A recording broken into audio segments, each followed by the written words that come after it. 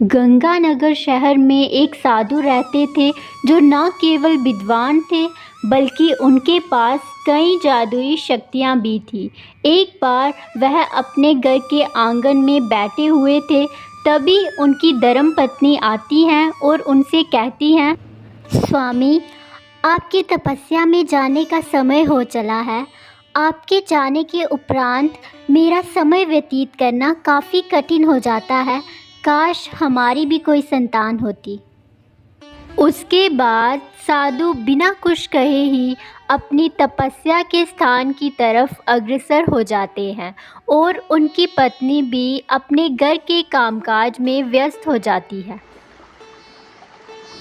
और उसके बाद साधु नदी के किनारे चले जाते हैं और अपनी तपस्या वाली रहस्यमय स्थान पर बैठ जाते हैं।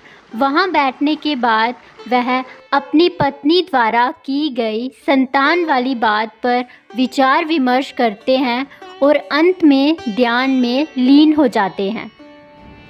वहीं दूसरी ओर उनकी पत्नी घर पे काफ़ी उदासी से अपना समय व्यतीत करती है और साधु के आने की राह देखती रहती है। तपस्या को ख़त्म करने के बाद साधु जैसे ही घर लौटते हैं, आते ही वह अपनी पत्नी से कहते हैं, अरे भाग्यवान, कहाँ हो तुम? जरा बाहर तो आना। साधु की बात सुनते ही उसकी पत्नी तुरंत वहां आ जाती है और कहती है, स्वामी, आज आप बहुत जल्दी घर आ गए, इसका कोई कारण? हाँ, इसका अवश्य ही एक कारण है।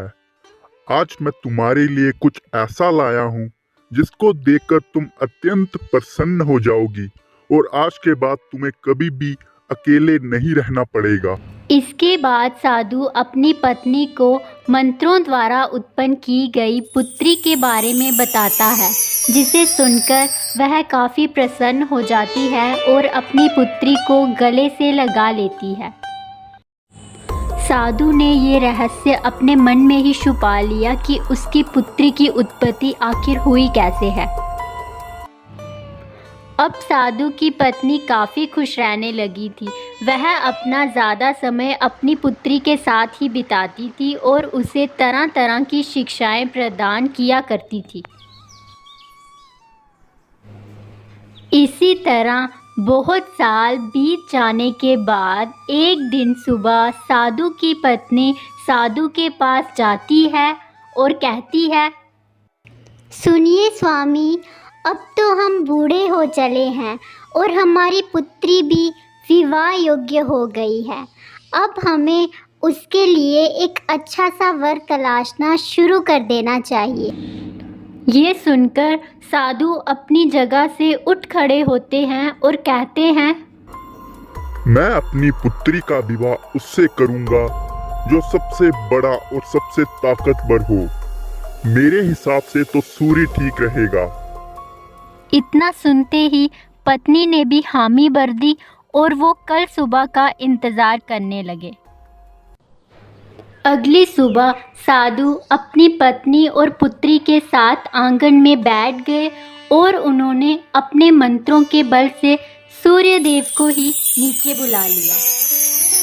उसके बाद साधु और उसकी पत्नी ने सूर्य देव को प्रणाम किया और कहा, हे सूर्य देव, मैं अपनी पुत्री का विवाह आपसे करना चाहता हूँ। सूर्यदेव कुछ कहते उसके पहले ही उनकी पुत्री मधुबाला कहती है, नहीं पिताजी, मैं इनसे शादी नहीं कर सकती, ये तो बहुत गर्म है। मैं तो उनसे शादी करूंगी जो इससे भी बेहतर हो। ये सुनकर साधु थोड़े निराश हो गए और उन्होंने सूर्यदेव को कहा, हे सूर्यदेव, अब आप ही कोई योग्य वर सुझाएं जो आपसे भी बलवान हो। बादलों के देवता से बड़ा भला कौन होगा? उनमें तो मेरी भी किरणें रोकने की क्षमता है। ये कहकर सूर्यदेव वहां से चले गए।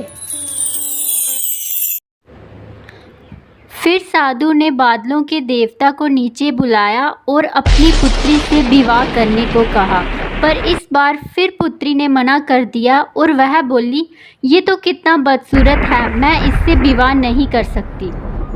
उसके बाद साधु ने बादल देवता से कहा कि वही कोई अच्छा वर सुझा दें जो उनसे भी ज़्यादा शक्तिशाली और बड़ा हो।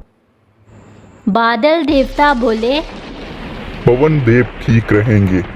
मैं तो इतने ज्यादा ताकतवर हैं कि मुझे एक ही फूंक में उड़ा देते हैं। आप अपनी पुत्री का विवाह पवन देव से कर दीजिए।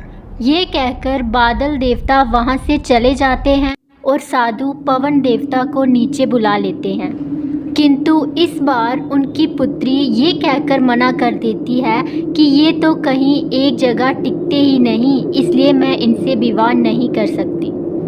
फिर साधु द्वारा पूछे जाने पर कि आपसे भी बड़ा कौन है, पवन देवता कहते हैं, आप अपनी पुत्री का विवाह पहाड़ देवता से कर दीजिए, क्योंकि मैं भी जब उनसे टकराता हूँ ना, जहाँ तो मुझे रुकना पड़ता है, जहाँ फिर अपना रास्ता ही बदलना पड़ता है। इतना कहकर पवन देव भी वापस चले गए।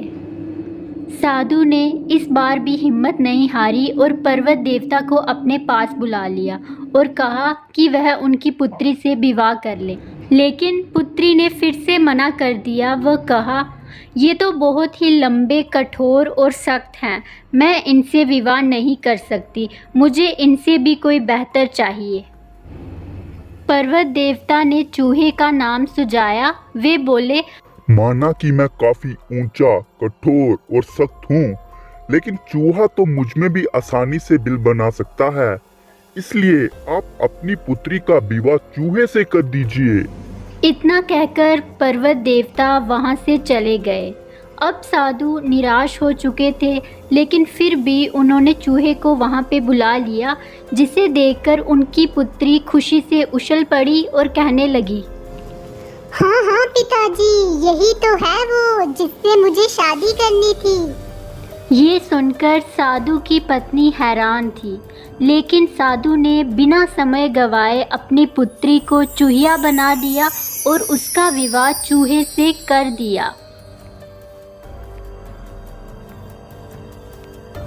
स्वामी, मुझे इस बात का रहस्य समझाइए कि हमारी पुत्री के लिए आपने इतने बड़े बड़े महावीरों को चुना, लेकिन उसके बावजूद भी हमारी पुत्री का विवाह चूहे से ही क्यों हुआ? क्योंकि मूल स्वभाव कभी भी नहीं बदलता। साधु अपनी पत्नी को बताते हैं कि एक बार वह तपस्या करने गए थे, तभी उनकी नज़र एक चूहिया पे पड़ी, जिसे उन्होंने एक सुंदर युवती में बदल दिया और अपनी पुत्री के रूप में स्वीकार किया। पर चूहिया का मूल स्वभाव न बदलने के कारण उसने अपने लिए चूहा ही वर चुना। इसलिए तो कहते हैं कि प्राणी का मूल स्वभाव कभी नहीं बदलता।